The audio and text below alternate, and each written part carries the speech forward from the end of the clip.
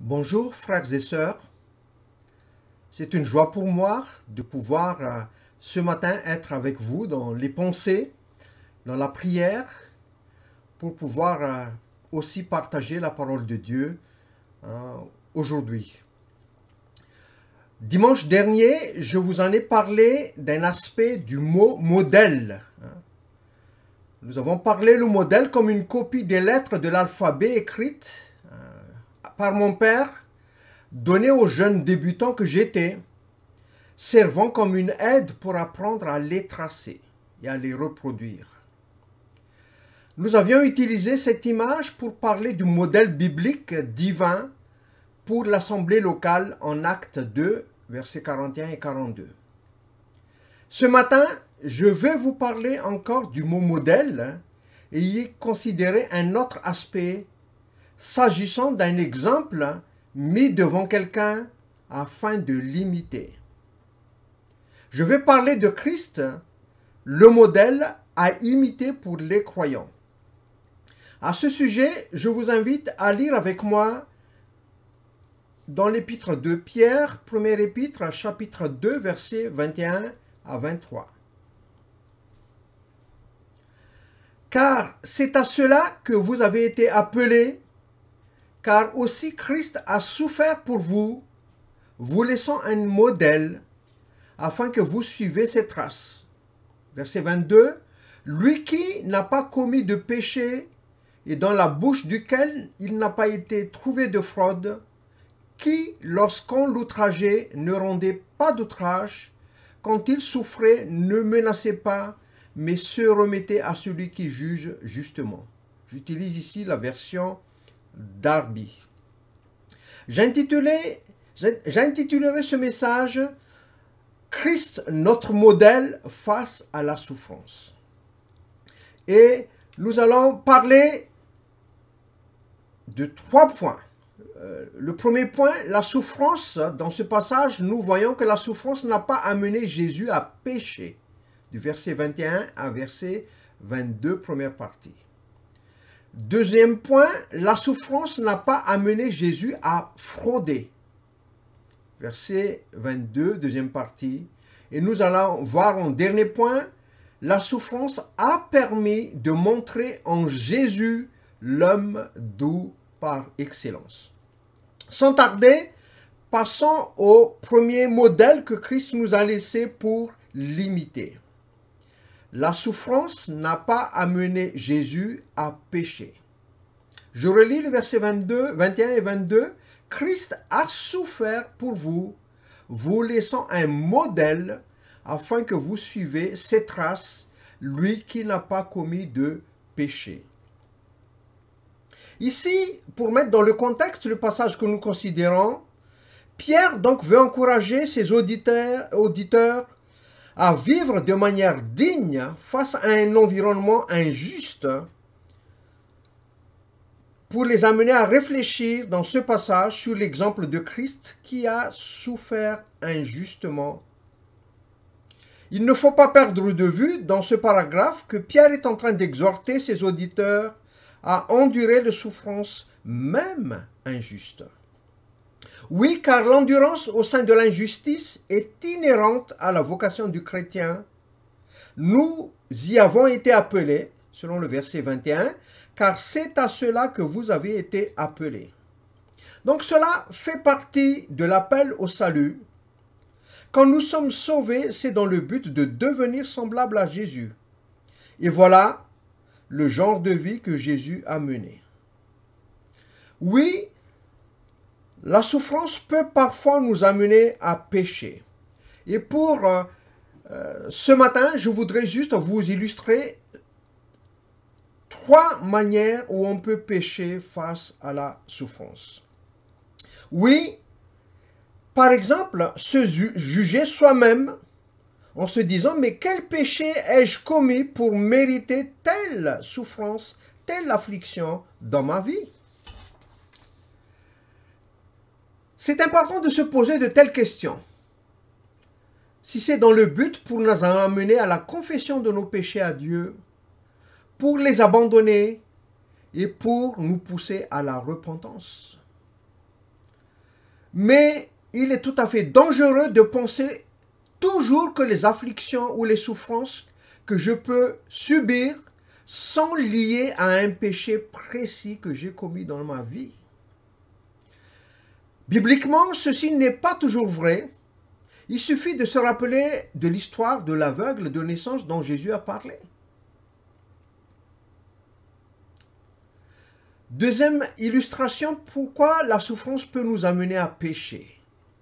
Oui, quand on voit la souffrance des autres, cela peut nous amener à porter de jugement sur eux. En se disant, oui, ça ne va pas bien chez tel ou tel frère, car ça n'arrête pas les épreuves et les souffrances. Oh, il doit y avoir des problèmes spirituels. Je voudrais dire, et je m'adresse à vos frères et sœurs, parfois nous sommes théologiquement corrects par rapport à l'évangile de la prospérité. C'est-à-dire que nous ne croyons pas que la prospérité matérielle, la bonne santé, le fait d'être à l'abri des malheurs, entre guillemets, sont des preuves que Dieu me bénit. Ça, c'est théologiquement. Mais parfois, dans la pratique, nous ne le sommes pas comme nous le sommes théologiquement. En pensant le fait que je ne suis pas touché par telle maladie, par le cancer, par la pauvreté matérielle. Oh, tout ça marche bien professionnellement, dans la famille, les enfants font bien leurs études.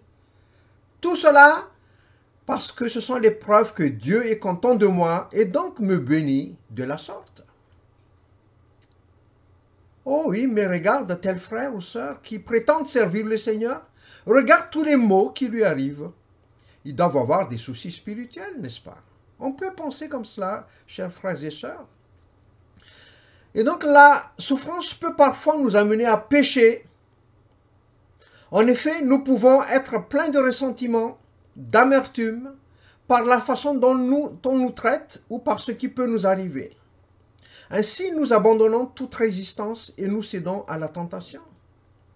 Je voudrais vous rappeler, dans l'histoire de Job, après avoir perdu ses biens, ses bœufs, brebis, chameaux, sa maison, ses enfants, sa santé, il est dit, en tout cela, Job ne pécha point. C'est aussi ce qui caractérise Jésus. Ses souffrances ne l'ont pas conduit à pécher, à baisser la garde devant le péché. Il ne peut pas, nous le dit la Bible, car il est l'homme sans péché. Il est l'homme qui n'a pas commis de péché, nous dit l'apôtre Pierre. Verset 22, chapitre 2 de 1 Pierre. Celui qui n'a pas connu le péché, nous dit l'apôtre Paul, dans 2 Corinthiens 5, 21. Celui à qui l'apôtre Jean décrit qu'il n'y a pas de péché en lui, 1 Jean 3, 5. Oui, il pouvait mourir à notre place, puisqu'il n'avait pas de péché propre à lui, pour lequel il pouvait mourir. Mais des questionnements peuvent survenir dans nos esprits. Oui, comme Jésus était 100% homme et 100% Dieu, alors on pourrait penser que les souffrances de Jésus n'étaient pas vraiment réelles, parce qu'il est 100% Dieu en même temps. Ce n'est pas vrai. Il faut se rappeler que Jésus a mis de côté toutes les prérogatives divines pendant toute sa vie terrestre, comme par exemple, il aurait pu appeler des légions d'anges pour échapper à la mort sur la croix.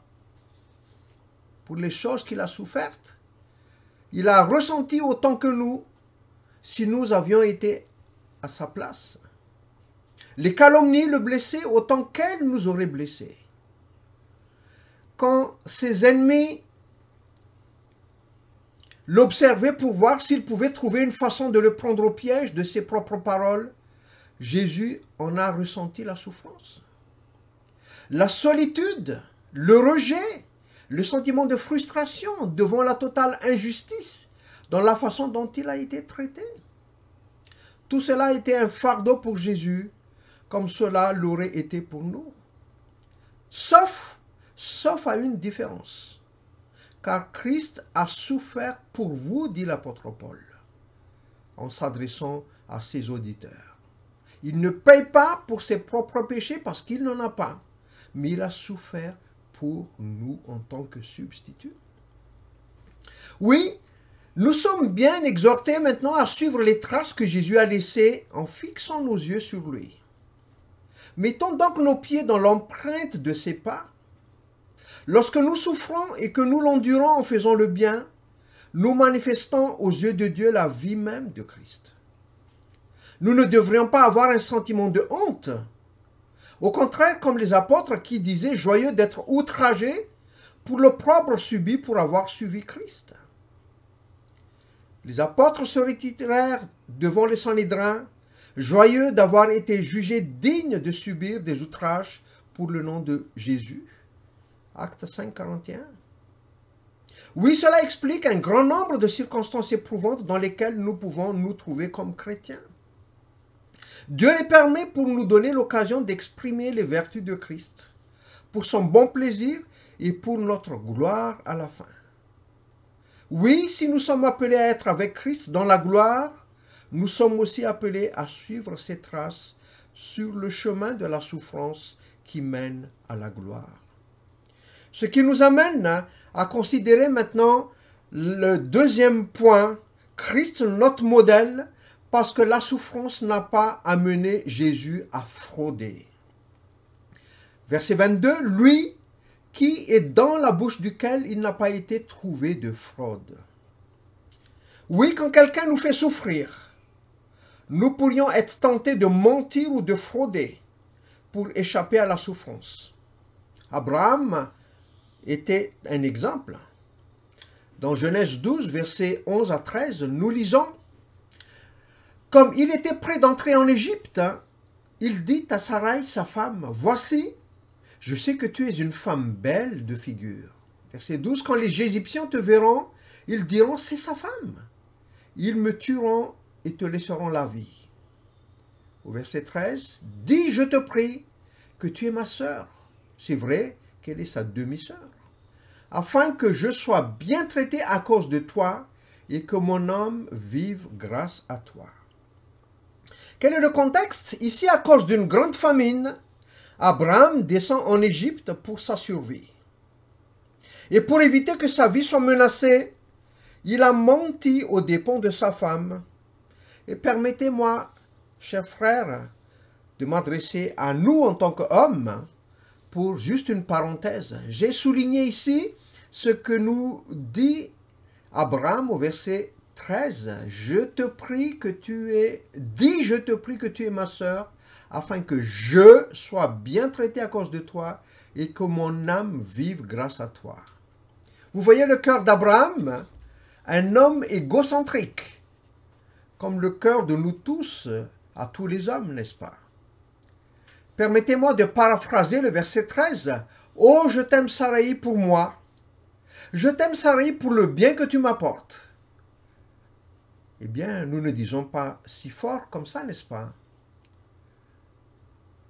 Que Dieu nous donne la grâce. Chers frères, une vie de sacrifice pour nos épouses, pour nos enfants, et non de nous servir d'eux, comme Abraham, ici pour sa survie et pour son bien, se sert de sa femme. Revenons à notre passage. N'oublions pas aussi de Pierre qui a fait la même chose dans une situation où il risquait probablement de souffrir. En Matthieu 26, versets 69 à 74. Je lis verset 69. « Cependant, Pierre était assis dehors dans la cour. Une servante s'approcha de lui et dit, « Toi aussi, tu étais avec Jésus le Galiléen. » Verset 70. « Mais il le nia devant tous, disant, « Je ne sais ce que tu veux dire. » Verset 71. « Comme il se dirigeait vers la porte, une autre servante le vit et dit à ceux qui se trouvaient là, « Celui-ci était aussi avec Jésus de Nazareth. » Il le nia de nouveau, avec serment, « Je ne connais pas cet homme. » Et verset 73, peu après, ceux qui étaient là, s'étant approchés, dirent à Pierre, « Certainement, tu es aussi de ces gens-là, car ton langage te fait reconnaître. » Nous lisons verset 74, « Alors il se mit à faire des imprécations et à jurer, « Je ne connais pas cet homme. » Aussitôt le coq chanta.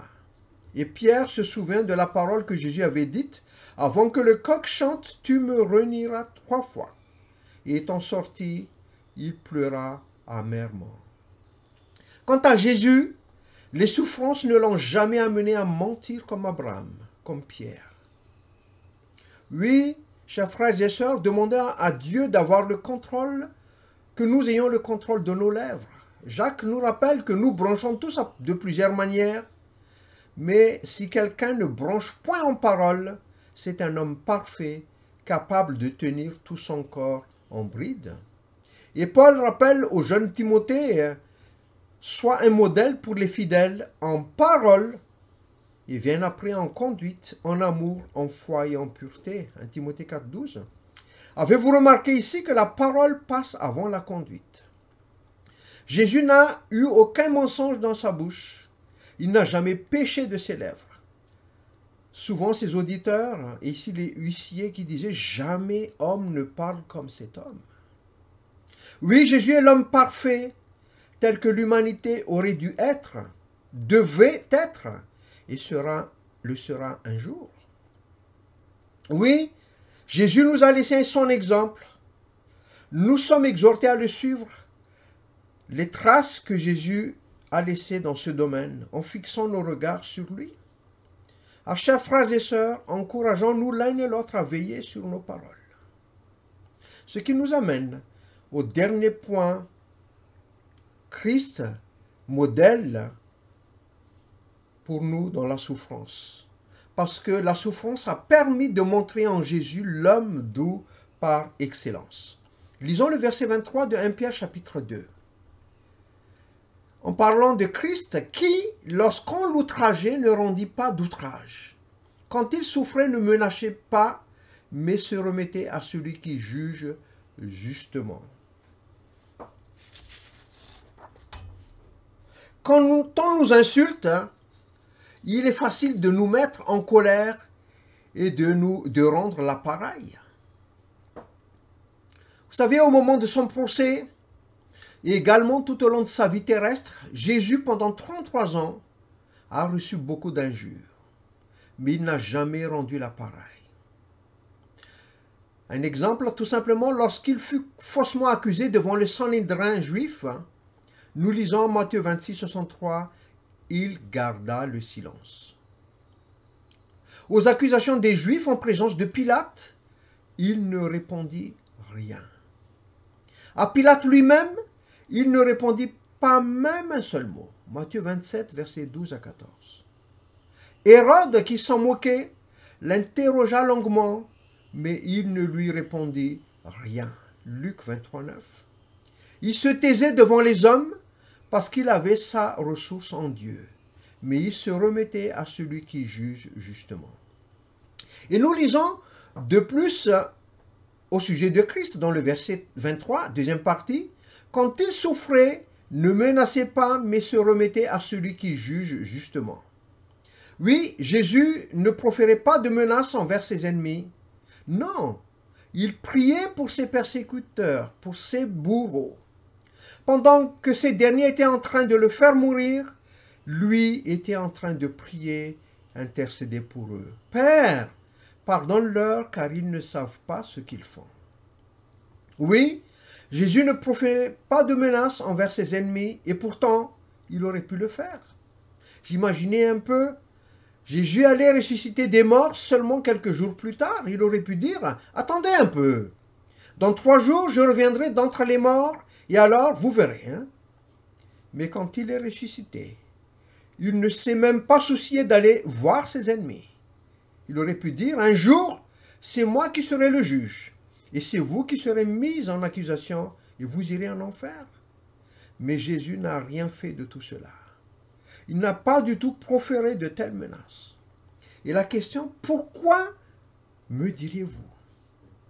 La réponse, dans ce verset 23, on peut le résumer, c'est à cause de la douceur de Christ. La douceur n'est pas un signe de faiblesse comme on le considère beaucoup dans notre société française. Et beaucoup de Français détestent ce trait de caractère à cause de ce que c'est un signe de faiblesse. Mais quel dommage! Selon la Bible, et d'après l'illustration que nous venons de voir, la douceur dans l'exemple de Christ que Pierre nous décrit au verset 23 est au contraire une force de caractère. Je vous en ai parlé, le terme douceur décrit un peu l'image de l'animal qui est dompté. Imaginez un cheval avec toute sa force, mais vous arrivez à canaliser toute cette force en le disciplinant, en le domptant. Et d'où par extension, la douceur décrit le caractère d'un homme qui n'insiste pas sur ses droits en voulant régler lui-même les comptes. Juste un exemple pour illustrer cela. Vous voyez sur le PowerPoint, Luc 9, versets 54 à 56. Contexte, c'est que Jésus devait se rendre à Jérusalem, car le temps où il devait être enlevé du monde approchait. Alors, il voulait faire une halte dans un bourg des Samaritains, mais ces derniers ne voulaient pas le recevoir parce qu'il se dirigeait, nous dit le passage, sur Jérusalem. Et regardez la réaction de Jacques et Jean. Jacques et Jean, voyant cela, dirent « Seigneur, veux-tu que nous commandions que le feu descende du ciel et les consume ?» 55. Jésus se tourna vers eux et les réprimanda, disant « Vous ne savez de quel esprit vous êtes animés, car le Fils de l'homme est venu, non pour perdre les âmes des hommes, mais pour les sauver. » Et le texte nous dit « Ils allèrent dans un autre bourg. » Oui, en contraste avec Jacques et Jean, qui manquaient de douceur, qui voulaient régler les comptes par eux-mêmes, Christ est l'homme doux par excellence. Comme il se dit lui-même, « Je suis doux et humble de cœur. » Oui, chers frères et sœurs, contemplons Christ afin de lui ressembler en cela aussi. Comme il nous est rappelé en Philippiens 4,5, que votre douceur soit connue de tous les hommes, le Seigneur est proche. Oui, nous sommes exhortés à notre tour à montrer toute douceur envers les hommes. Oui, que le Seigneur nous aide à réfléchir ici-bas sur quelque chose de sa douceur envers nous. Puis l'apôtre Pierre souligne ce fait. Il s'en remettait à celui qui juge justement. Et ça, c'est une marque de confiance qui constituait l'attitude normale de la vie de Jésus. Juste pour vous le montrer, cela est vivement remarqué dans Luc 22, 42, disant « Jésus crucifié, et il disait « Père, si tu voulais éloigner de moi cette coupe, toutefois que ma volonté ne se fasse pas, mais la tienne. » Et Luc 23, 46, Jésus s'écria d'une voix forte, « Père, je remets mon esprit entre tes mains. » Et en disant ces paroles, il expira. Vous voyez cette marque de confiance dans la volonté de Dieu. Et cette marque de confiance de remettre son esprit entre les mains de son Père. Oui, Christ est le modèle divin. Pour imiter Christ, il faut d'abord posséder la vie de Christ. Et ce matin, si vous écoutez ce message, Christ est en dehors de votre vie. Dieu est éloigné de votre vie. Vous y pensez au cas où on ne sait jamais. Vous n'êtes pas encore en Jésus-Christ.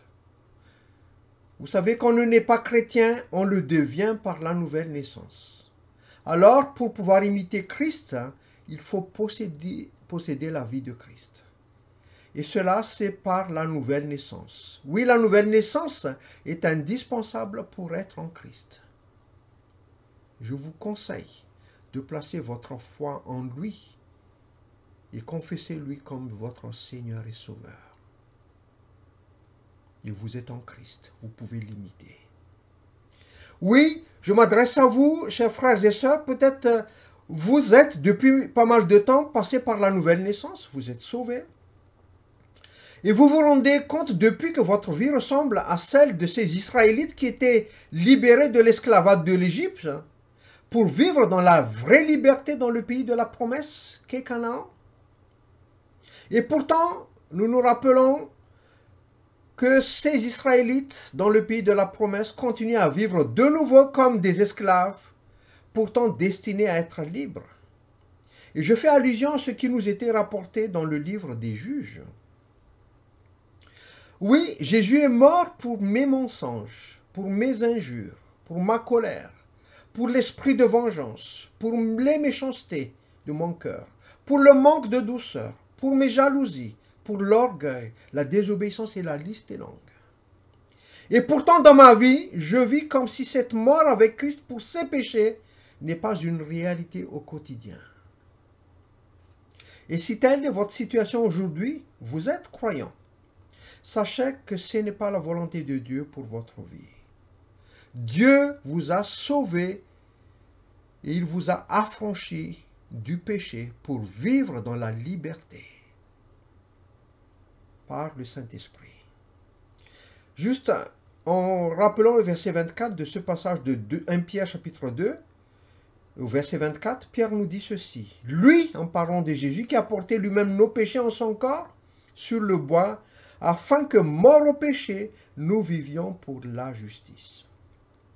Pierre nous explique comment le fait que Jésus se soit chargé de nos péchés a brisé le pouvoir du péché sur nous. Et nous pouvons dire non au péché. Oui, il a porté nos péchés afin que, morts à nos péchés, nous vivons pour la justice. Dieu a un plan merveilleux pour chacun d'entre nous. Il nous a destinés à vivre sur un plan plus élevé qu'est vivre pour la justice. Oui, Christ a offert pour vous, vous laissant un modèle afin que vous suivez ses traces. Oui, vous pouvez dire, mais depuis longtemps que ça dure, je n'ai pas la victoire. Oui, nous sommes plus que victorieux en Jésus-Christ. Et vous avez tout en Jésus-Christ pour pouvoir l'imiter. Comme disait Paul, je puis tout par celui qui me fortifie. Que Dieu vous encourage. Christ est notre modèle. Nous sommes destinés à lui ressembler. Le passage est indispensable par la souffrance pour forger en nous l'image de Christ dans nos traits de caractère. Il est le modèle, suivons-le, pour sa gloire et pour notre glorification plus tard. Amen.